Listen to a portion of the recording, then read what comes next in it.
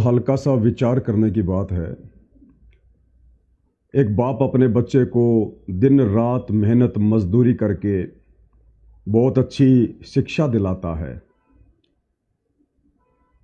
कम से कम 15-16 वर्ष तक अपने बच्चे को पढ़ाता है। लाखों रुपया उसकी फीस पर, ट्यूशन पर लगाता है।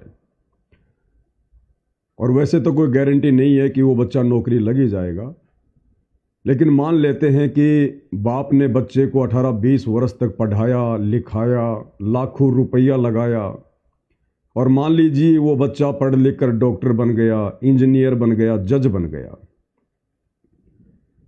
और वो बच्चा नौकरी लगते ही, क्योंकि मृत्यु का तो कोई भरोसा नहीं है, हम मृत्यु लोक में रह रहे हैं, इतनी मेहनत के बावजूद मान लीजिए वो बच्चा अचानक से बीमारी से या एक्सीडेंट में मर जाता है।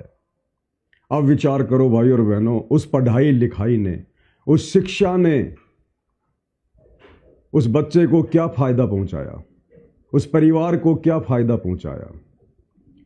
वो शिक्षा उस बच्चे को मौत के मुंह से बचा नहीं पाई। लेकिन भाई और बहनों, जब आप सच्चे सतगुरु से जुड़ेंगे, सच्ची शास्त्र अनुकूल साधना करेंगे, तो भाई और बहनों, हमारी जो अकाल मृत्यु हो जाती है अचानक से, सच्चा सतगुरु हमें अकाल मृत्यु मरने से भी बचाएगा। और यदि बच्चों के भाग्य में नौकरी नहीं होगी, और यदि सच्चा सतगुरु चाहेगा तो बच्चे को नौकरी भी देगा, क्योंकि नई किस्मत लिखना ये सच्चे सतगुरु के हाथ में होती है। अभी 99% दुनिया अध्यात्म से अपरिचित है, अनजान है, और आम सामाजिक व्यवहार में जो देखती है, बच्चों को पढ़ाना लिखाना, नौकरी लगाना, और बच्चों से केवल एक ही उम्मीद करना कि नौकरी लग पैसा कमा, नौकरी लग पैसा कमा, तरीका चाहे कुछ भी हो, हमने धनवान बनना है, समाज में हमने इज्जत कमानी है, बड़ी कोठी बनानी है, लंबी कार लेकर आनी है। पूरी दुनिया इसी माया की भाग दौड़ में दौड़ लगा रही है, और अचानक से कब उनकी सांसें रुक जाती है, कब उनकी मृत्यु हो जाती है, कोई भरोसा नहीं। और मिलना वही है जो उन बच्चों के भाग्य में है। माता पिता बच्चों का भाग्य लिखने में समर्थ नहीं होते। भाग्य लिखने में समर्थ होता है सच्चा सतगुरु, कि मासा घटे ना तिल बदे विधाता लिखे जो लेख, और साचा सतगुरु मेट कर ऊपर मारा मेख।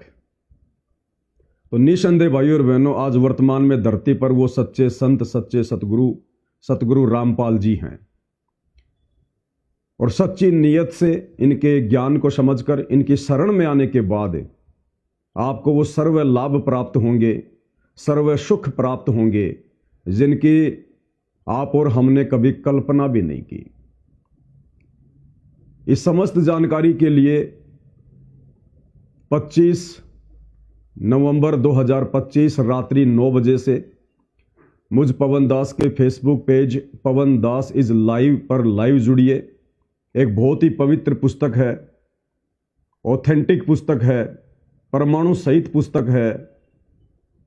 पुस्तक का नाम है हिंदू साहिबान नहीं समझे गीता वेद पुराण। बहुत ही पवित्र पुस्तक है,